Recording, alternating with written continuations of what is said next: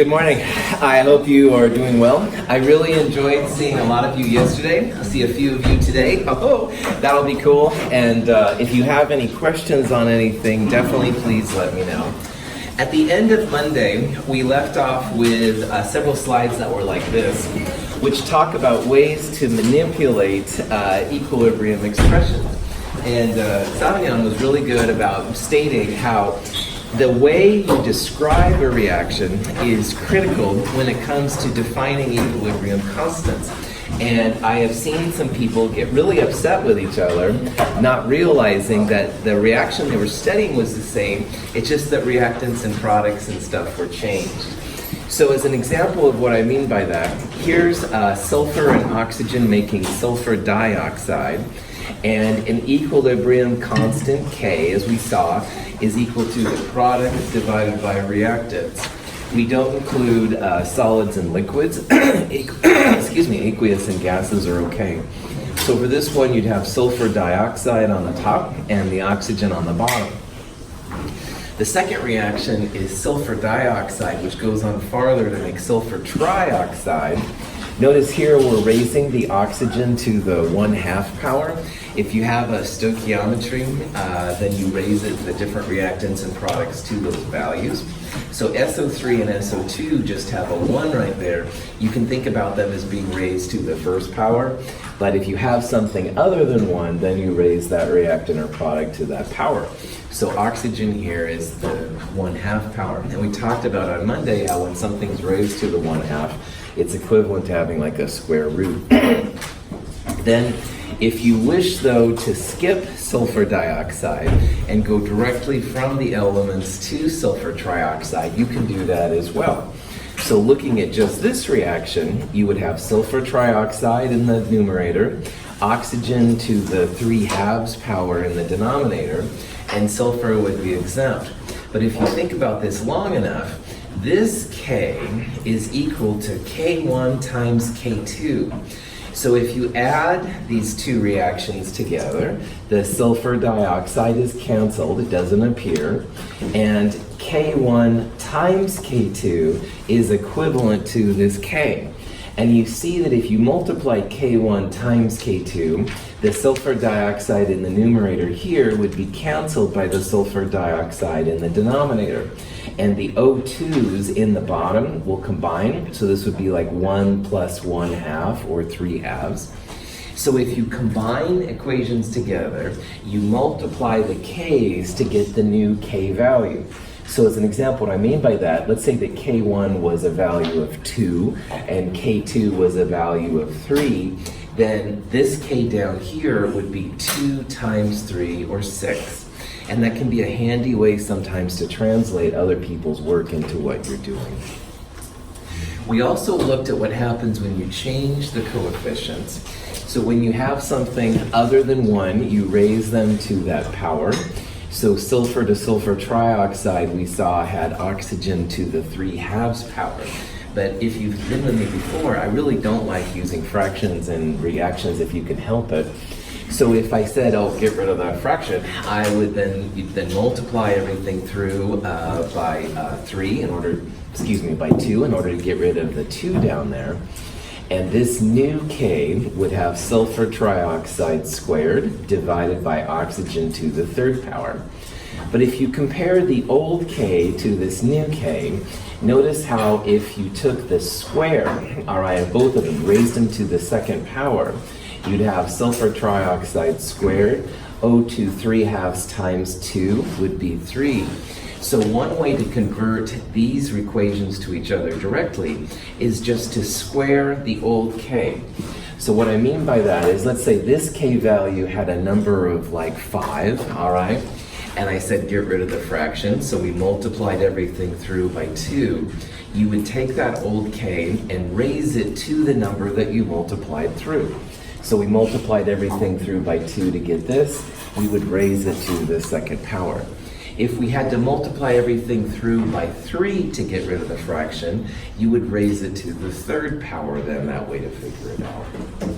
So there's really handy ways. You don't have to always remake the wheel basically, as long as you use some kind of dynamics.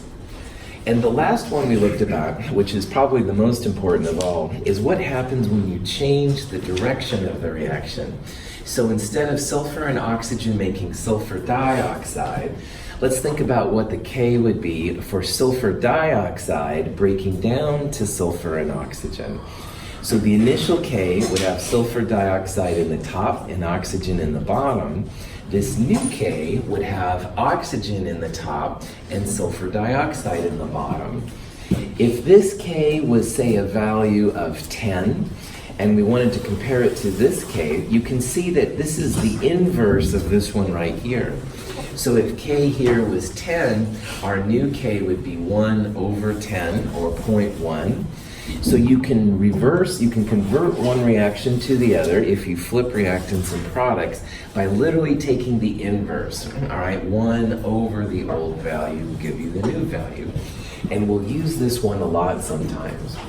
So again, what's going to happen is that if you define a reaction this way, the K will be quite different this other way. And that's why Savigny's comment was really cool.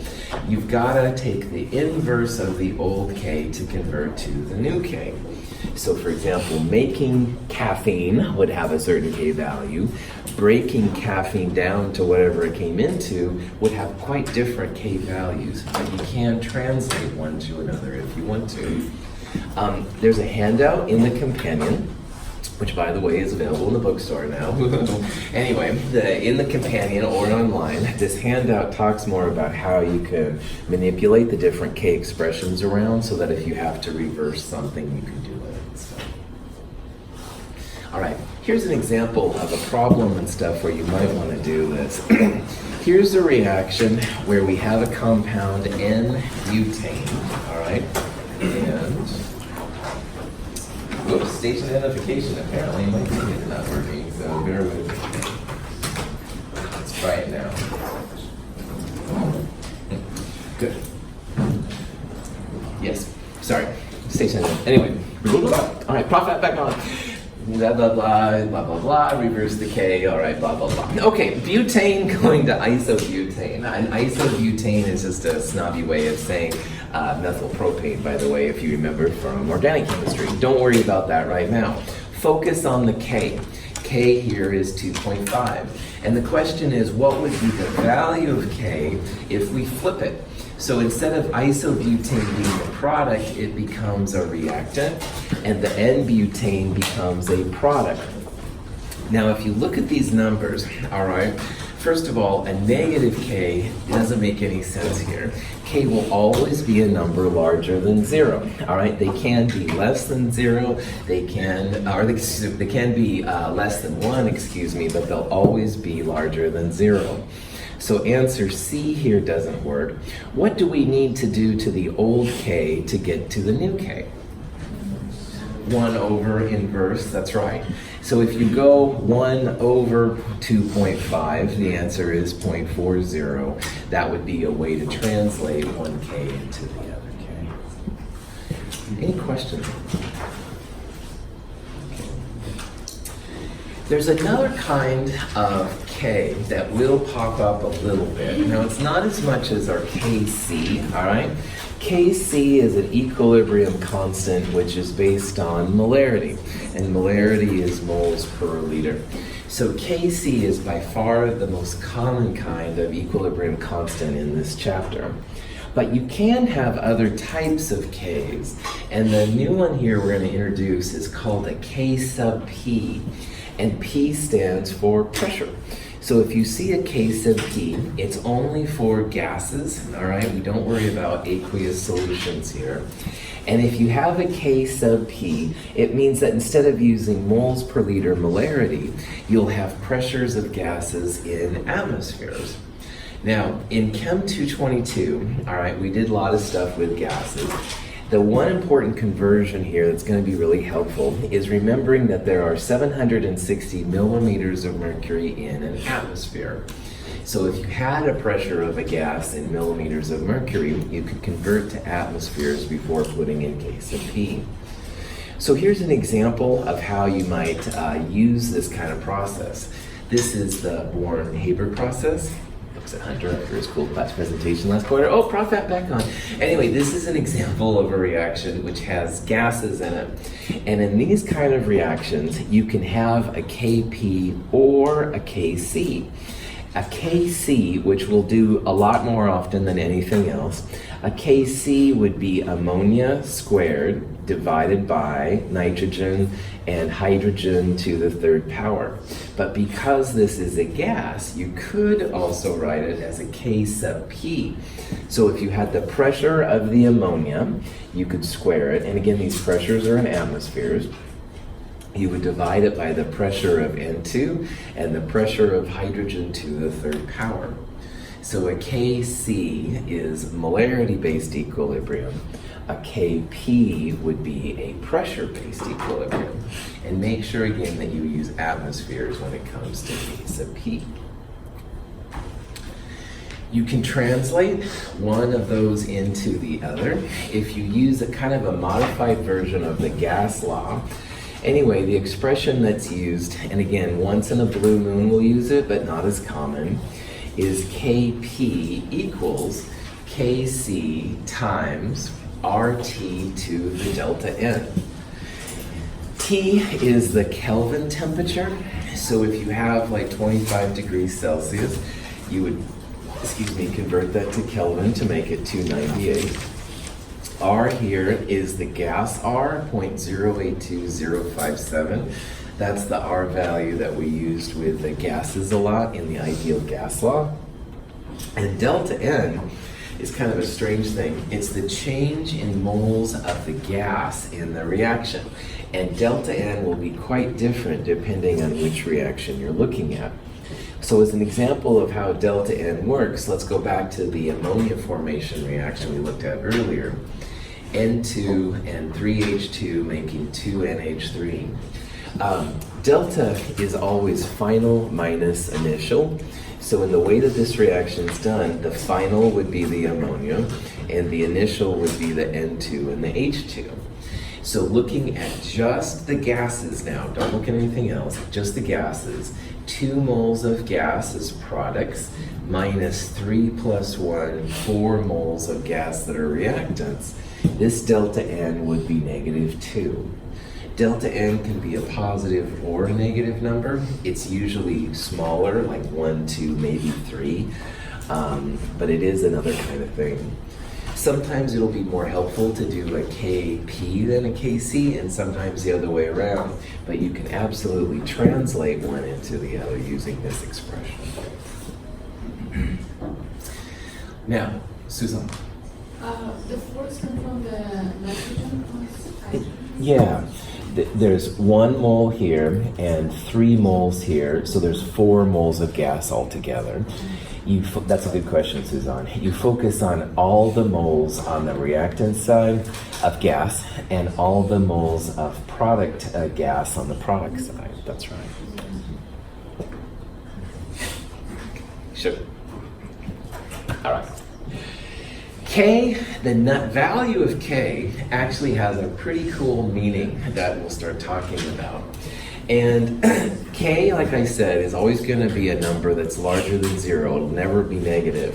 But there is a big deal if your K value is larger than 1 or if your K value is less than 1.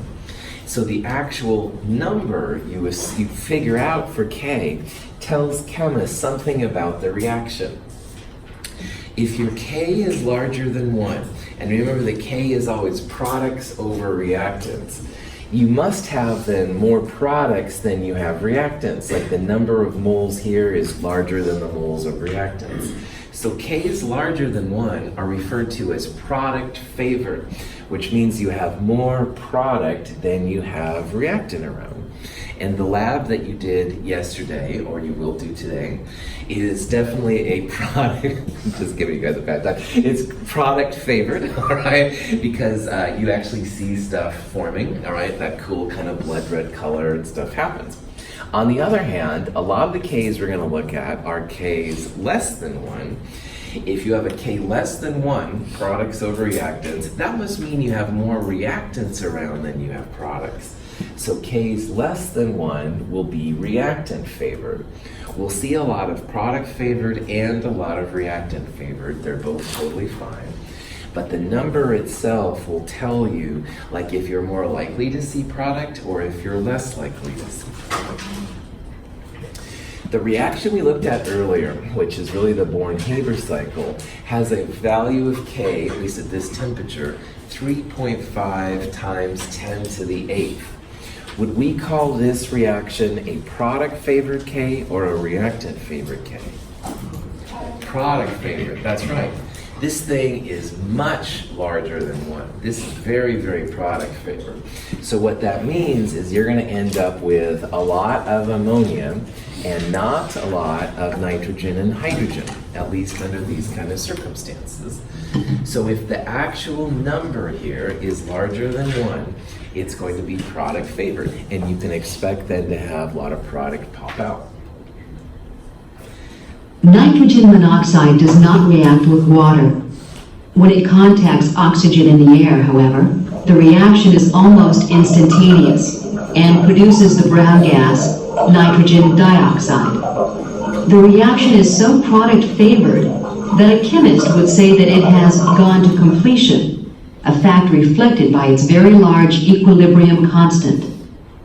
If you see something happens, that almost always means K is larger than 1, all right? So anything, any chemical reaction you see, if you see a solid form or bubbles come out or any of this kind of stuff, something kind of K is larger than 1. It's usually the K's that are less than 1 that means you don't see it. Now conversely, we're going to see a lot of K's with K values less than 1 but larger than 0. And this is an example of that. This is a silver chloride. Silver chloride we've talked about since Chem 221 doesn't break up very easily. It's very insoluble. So in this way this reaction is written, the solid is on the left and the ions are on the right. And the K value for this particular reaction, 1.8 times 10 to the minus 5. And that's obviously a lot less than 1, all right? So this means that this reaction, as written, is reactant favored. And what that also means is that if you try to put silver chloride in water, it's going to pretty much stay silver chloride. It's not going to break up. And on top of that, if you start putting silver ions and chloride ions together with a K less than 1, the way it's written, that means they're going to want to be on the reactant side. They won't want to stay as their individual ions too much. So if you put silver and chloride together, they will want to form silver chloride. All of these things are starting to come together, all the different parts and stuff that we've seen. So having a K less than 1, again, just means that you have a reactant favored. Now, be very careful though, because you can also flip these reactions around. So if you reverse this reaction right here, silver chloride becomes a product, the silver and chloride ions become reactant. To figure out this new K, you would go 1 over this number, and 1 over a small number becomes a large number. So another way to think about this reaction is that silver ions and chloride ions coming together, they love to make silver chloride because we reverse the K. So again, Samyan, you really hit it on the head on Monday, man. We all have to be talking about the same reaction in the same way so that our answers make sense with each other. Any questions? If you're more of a graph kind of person, these are just ways to show product favored and reactant favored Ks. Anytime you start a reaction, you start with a lot of reactants and you don't have any products. If you have a product favored reaction where K was larger than 1, what that means is your reactants will go down to some minimal level and you'll end up with a lot more products, assuming your K is larger than 1. But there are lots of examples where you have these reactant favored Ks. So that means you start off with a lot of reactants and 0 products.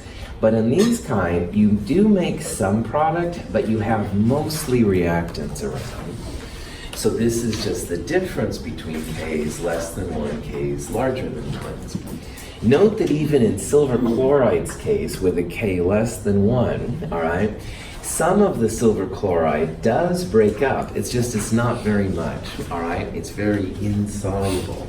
And we'll talk more about implications of solubility in a future chapter. These are the reactions over here that are very product favored that things start to happen.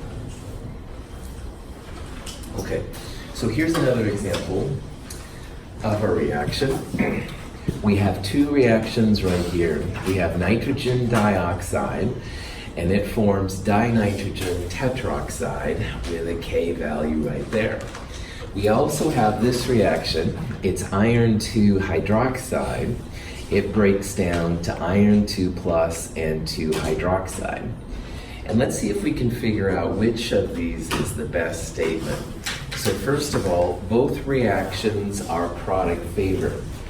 Is the first reaction product favored or reactant favored? Product, absolutely. K is larger than 1. And what that means is your NO2 really wants to make N2O4, right? No question.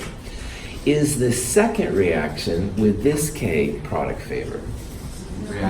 Reactant favored. Well done. That's right. K is much less than 1. So you place iron 2 hydroxide in water, not much of it is going to go over here. So because this one's product and this one's reactant, this disqualifies A, it disqualifies B, but you can probably see then the correct answer here would be C. The actual magnitude of K will help you to find which of these is reactant favored and product.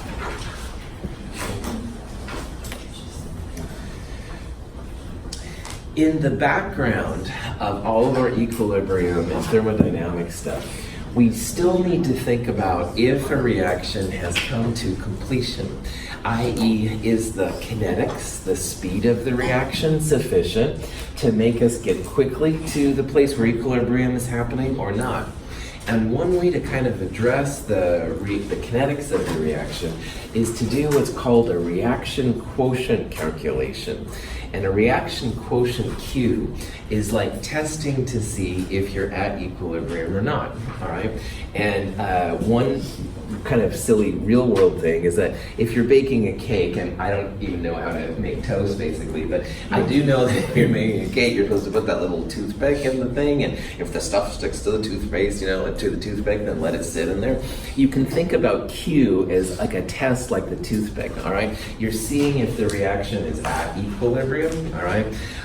If you're not at equilibrium, you should let it sit a little longer, and you can also sometimes make predictions as to how the reaction's gonna go. Now, Q looks just like K, all right? Products over reactants, so big C and big D over little big A and big B. You raise everything to the power, but where Q is different than K is you compare the reaction quotient to a known value of K. So you have to know what the equilibrium constant is to know if you're at equilibrium or not. So if Hunter and I are doing a reaction and we're letting it sit for a while, and we do a Q calculation and we find it's equal to K, cool, we're at equilibrium, we can go on to the next step. On the other hand, you'll see a lot of times that Q is less than K, and sometimes Q is larger than K.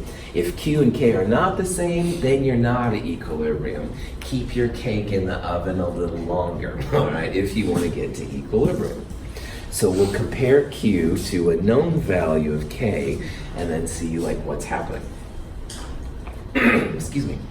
Here's a reaction graph I showed on Monday, and it shows hydrogen and iodine making HI. And you can see like over here on the right hand side, right about there, the amount of HI you have and the amount of H2 and I2 you have is pretty constant.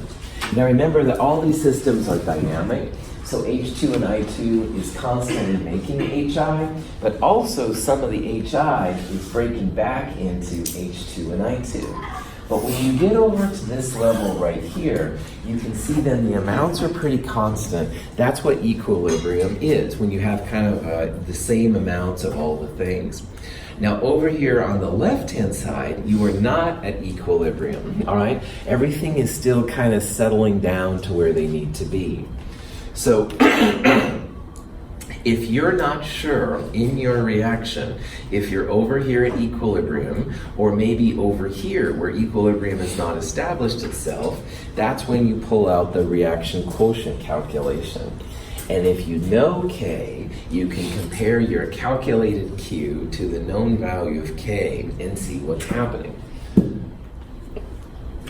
There's three different possibilities you can end up with when you do a Q versus K calculation. If Q and K are the same, that means your system is at equilibrium, all right, and you're good to go. You're nothing more left to happen. What happens a lot, and what I've done most of in my world, is when you do a reaction and it's a little slower, and you find that your Q is less than the known value of K, then that means you're not at equilibrium, and your reaction is going to proceed towards the products.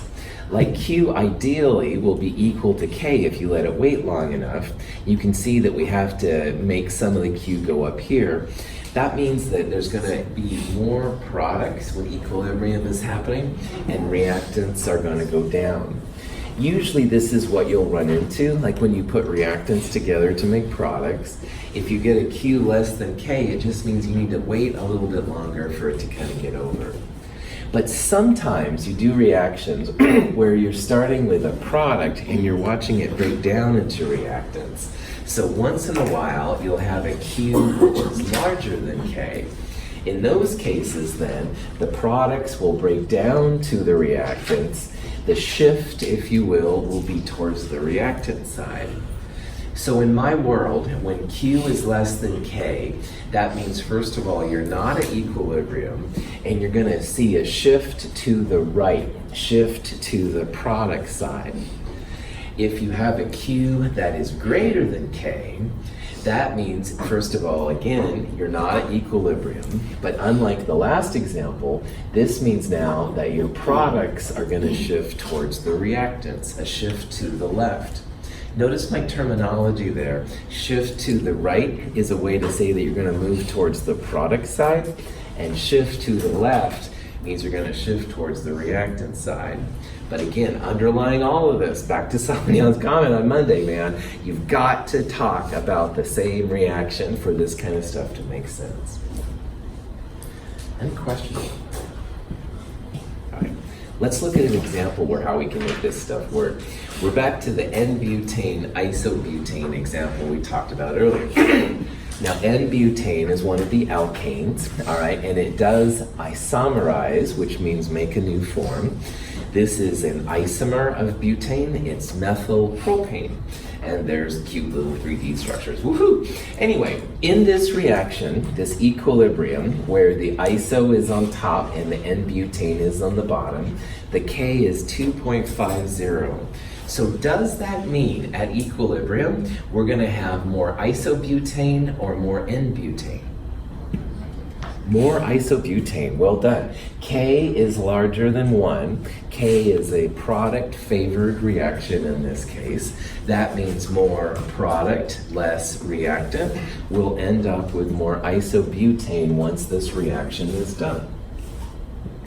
So what we can do is once this reaction is at equilibrium, we can disturb it.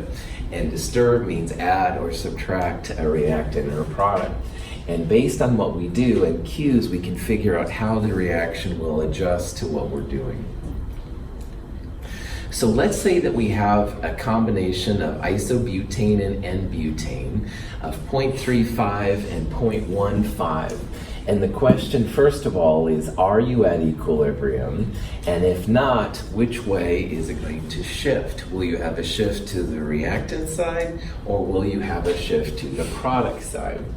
So what I would do in this kind of situation is I would do a type of a Q calculation, and it would be the iso over the N-butane, 0.35 divided by 0.15. If that number that I calculate was equal to 2.5 or pretty close to it, cool, we are at equilibrium. But if you're not at 2.5, then you can think about if Q is less than K or Q is greater than K and go from there. So when I calculated Q in this particular set, 0.35 divided by 0.15, 2.3. So you can see here now that 2.3 is definitely not 2.5, so we are not at equilibrium. And, excuse me, because Q, 2.3, is less than K, 2.50, that means that this reaction, to achieve equilibrium, is going to have to make more products and less reactants. This number has to get bigger to become 2.5. And in order to make it bigger, you can raise the numerator or you can lower the denominator. So what that means is you're going to have more products, more numerator, less reactants. This is going to be a shift to the product side or a shift to the right side. Any questions on that kind of stuff? Same reaction, but a different set of combinations. We have here an N-butane concentration and an isobutane concentration, and this is the known value for the equilibrium constant. And the question is, are we at equilibrium? So what I would do is I would take the iso product and divide it by the butane reactant. So 0.03 divided by 0.02. Do you think that I'm going to get an answer of 2.5? What's 3 over 2? 1.5, yeah. So this reaction is not going to be at equilibrium because 0.03, the product, divided by 0.02, the reactant, is 1.5. So right away, because this Q is not equal to K, we're not at equilibrium. Q is less than K. Q less than K means you're going to have more product made. Shift to the right is how I would call it. Any questions on that? Okay. Yes? Is the reaction quotient also good for like when you're doing gases as well, when you're doing the pressure? Absolutely, you bet, Margaret. You could have what's called, they call it officially like a Q sub P to K sub P, but it's the same idea. That's right. You could compare amounts of gases in the same way. Very cool question. Cool. The next thing we're going to look at are some types of calculations you might run into when it comes to equilibrium. And this first example goes back to the H2 plus I2 making HI example, all right? And these guys could be written as a KP or a KC because they're gases. Usually we'll write them as a K sub C. In this case, it would be the HI concentration squared divided by the H2 and the I2. And the value of K for this reaction is a 55.3. So does that mean that once equilibrium is established, will we have more HI or will we have more H2 and I2? HI, that's right. K is larger than 1, 55.3 is larger than 1. That means you're going to have more product. The product is HI, so you'll have more HI at equilibrium than you have H2 and I2. And I say this up here because this is a nice way that you can check your answers at the end of these kind of problems. If you think about what K means and the relative amounts you should expect, at the end of this problem, which we're going to do here in a little bit, our HI concentration should be higher than the H2 and the I2. So think about that in the back of your mind. This is a nice way that I check myself because the algebra gets a little funky sometimes. But if you remember that HI should be larger than H2 and I2, kind of cool.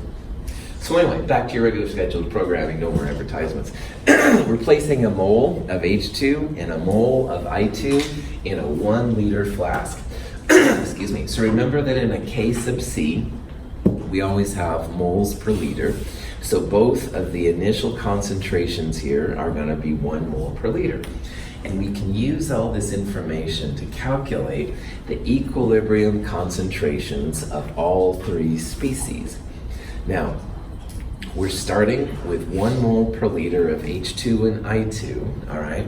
Our final answer should absolutely have an answer less than 1 mole per liter because the H2 and the I2 will go down as the HI goes up. So another thing you can do is remembering that if you're starting with reactants at the end should be less than they started with because some of them has been used up. Now, in these kind of problems, an ICE table is super helpful. And again, ICE table stands for initial, change, and equilibrium. And what I would do in my ICE table is set up the ICE. I would have the reactants on the left and the products on the right. And then you can just fill in what you have. So far in this reaction, we start with 1 mole per liter H2 and 1 mole per liter I2. The change part right here is sensitive to the stoichiometry of the reaction. And what I mean by that, for every 1 H2 that reacts, I'll need 1 I2 to react with it. And those will make 2 HI. So if you look at the change part right here, first of all, look at just the numbers here by x's. It's like 1x, 1x, and 2x. That's from the 1H2, the 1I2 for every 2HI. The other part about change is that you can almost make a line this way between the reactants and the products. The reactants will be, in this case, diminishing. They'll be being used up. And the products here will be appearing. So these two will both be going down. They'll have a negative in front of them. And this one is going to be a positive. So at equilibrium, we should have 2x HI, and we'll have 1 minus x for both H2 and I2. Remember that you can't have negative masses in chemistry, which I know sounds kind of silly. This one has to get bigger, all right? You can't have negative HI. Although on a science fiction level, that would be kind of cool. But anyway, what we're going to do here is we're going to basically solve for x, all right? We're going to figure out what x is. We can then plug and chug into these values to get the answer for it. And remember again that at the end of the day, we should have more HI than we have I2 and H2 if we've done our stuff correctly. Any questions about this setup here? Cool. Now, 55.3 is the equilibrium constant for this reaction. And remember that that value equals products divided by reactants. So what we're going to do here, K sub C, 55.3, equals HI squared divided by H2 divided by I2. And what I've done is I've literally placed the X values inside of there. So the HI was 2x at equilibrium. It'll be 2x quantity squared. And the H2 was 1 minus x, and the I2 was 1 minus x, and that equals the equilibrium constant 55.3. So notice that we have one equation, one unknown, x, all right? We can totally solve for it. If you have the little solve button on your calculator, woohoo, pat your calculator on the back. It can be your best friend. On the other hand, I'm going to share with you lots of ways that I get around using the solve button, and I do use it too once in a while, I will confess. However, the solve button is something that can be really helpful on these because it prevents you from having to do all the parts. Now, when I see these kind of problems, I like to get rid of the squared terms if at all possible. So one way to do this would be to create a quadratic equation, which is fine. However, on this one, lazy chemists like yours truly find value in taking the square root of both sides. The square root of 2x quantity squared is just going to be 2x. And in the bottom here, this is like parentheses 1 minus x squared. So the square root of that will be just 1 minus x. and the square root of 55.3, which I couldn't tell you off the top of my head, but your calculator can, woohoo! So the square root of 55.3 is just a number. I would definitely say take the square root of this whole thing. If you do something to the left, you have to do it to the right. It does make your life a lot easier. So the square root of 55.3 is 7.44. The square root of 2x quantity squared is 2x. And the square root of parentheses 1 minus x squared is just 1 minus x. And that makes this one much more easy to solve and stuff like that. And again, there's nothing wrong with using the solve function on your calculator. To get x now, multiply both sides by 1 minus x. 1 minus x divided by 1 minus x, they cancel. But then you have 7.44 times 1 minus x equals 2x. You want a distributive property, 7.44 times both of those. So you have 7.44 minus 7.44x equals 2x. You can put the 7.44x on the other side to get 9.44x equals 7.44. So x would be 7.44 divided by 9.44, 0.788. This is the value of x that we wanted from our ICE table. So you can go back now and put this number into the different quantities, the reactants and products. So H2 was 1 minus x, 1 minus 0.788, 0.21 moles per liter.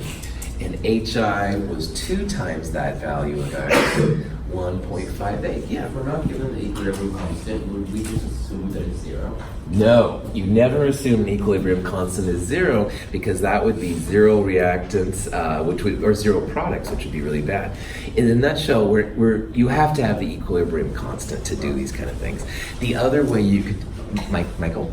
Good. Is that your name? Okay, good. Yeah, the other way you could do this was if you were given the equilibrium concentrations, you could have products divided by the reactants to find the K value. That would be the other way. But yeah, K values, again, will always be larger than 0. All right, you have to have a K larger. But if you don't have the K, there's no way to make a prediction as to what. I wouldn't know what to do either.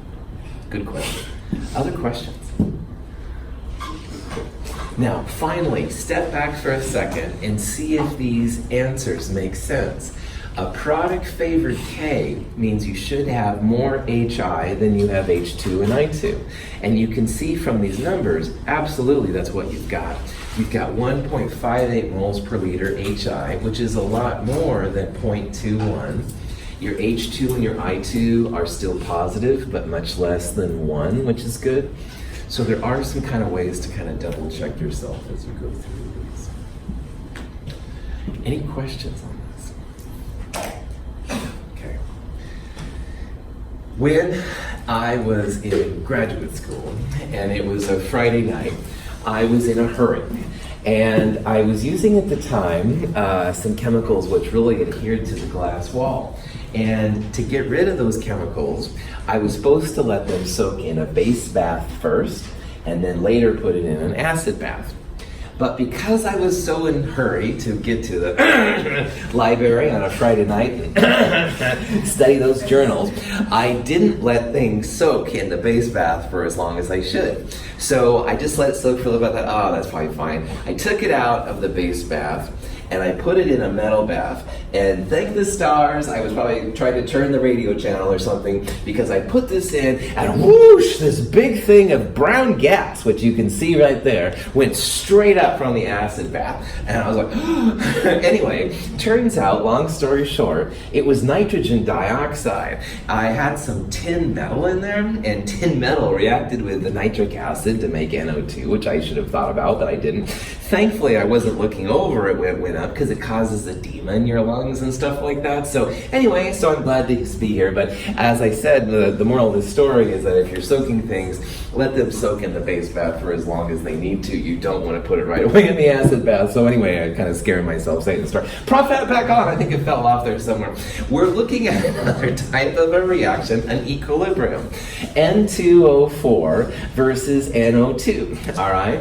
And NO2 has kind of a brown color to it. It's actually paramagnetic if you want to draw a Lewis structure. N2O4 is diamagnetic and colorless. And depending on your situation, you can have more of one or the other. So you can see here that with some ice, which is what's in that beaker, you have less brown, but under warmer temperatures, you have more brown. I had so much energy created when I put the tin and the nitric acid. It was much darker than this, man. It was really like, whoa. Anyway, promise this time. Anyway, you can see it can get really, really dark depending on your circumstances, and so be careful. All right, that was a silly story, I admit. Anyway, this reaction can be studied as an equilibrium as well. N2O4 is our reactant, and the two NO2s are the products. And because these are gases, you could do Kp or Kc. We'll do this as a Kc. This Kc, 0.0059 at 298 Kelvin. So let's say that we had a generic container here with both of these gases present. Would we see more NO2 or more N2O4? N2O4, that's right. So under normal circumstances, if you had a big balloon or a flask of this stuff, you would see mostly N2O4, which is colorless, which means you wouldn't see anything at all. It was only because I was not thinking that I gave it a lot more energy than it needed, and I saw that I digressed. So this is a reactant favored K. K is much less than 1.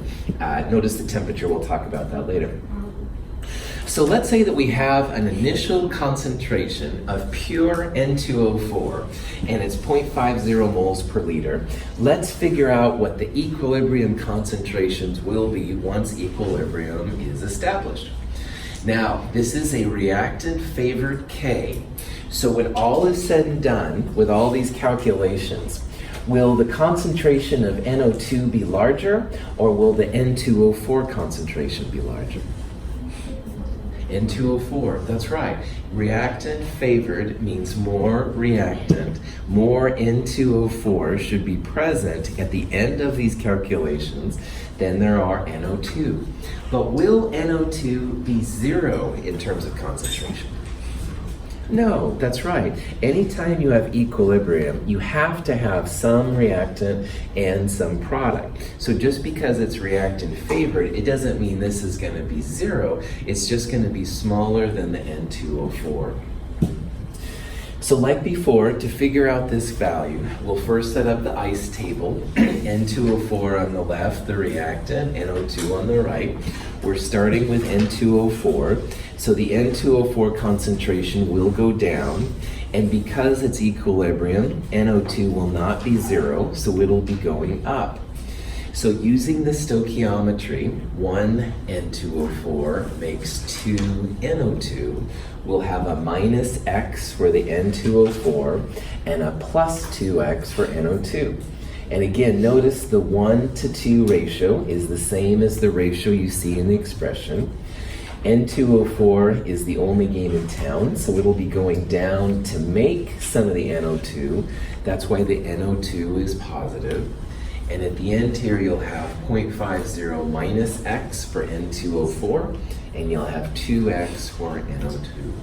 Yes? Where do you get the 0 from for the initial NO2? Cool. If you're starting in theory with pure N2O4, then it hasn't had the ability to make any NO2. So in this problem, we're like now allowing it somehow to become NO2. So just like before, equilibrium constant K, which in this case is 0.0059, equals product divided by reactant. In this case, it would be quantity 2x squared, because of the square term right there, and you divide it by the N2O4 concentration at equilibrium, which is 0.50 minus x. Now, I do not know of a quick and dirty way to solve this kind of problem easily. And what I mean by that is this thing right here, 2x quantity squared will become 4x squared. And unlike the last problem where I took the square root of both sides, There's no real advantage of doing that in this problem.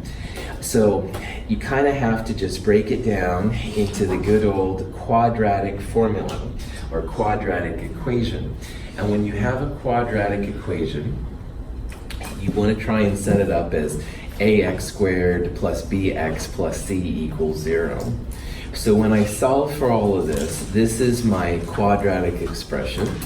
A of 4, B is 0.0059, and C is this negative 0.0029. And the quadratic formula, if you haven't seen it for a while, which is okay, looks like this. You want to plug the different values in there to get these two things right here. Now again, prop that off. Recently, the calculators that have the solve function, you can bypass all of this. And if you bypass all of this, you'll go straight to the answers, which are these two numbers right here. And in a nutshell, negative answers aren't allowed because that's negative mass. So use the positive one. You'll end up with these values. I've rushed through this. We'll start with this example on Friday. All right? Have a good day. I'll see you later.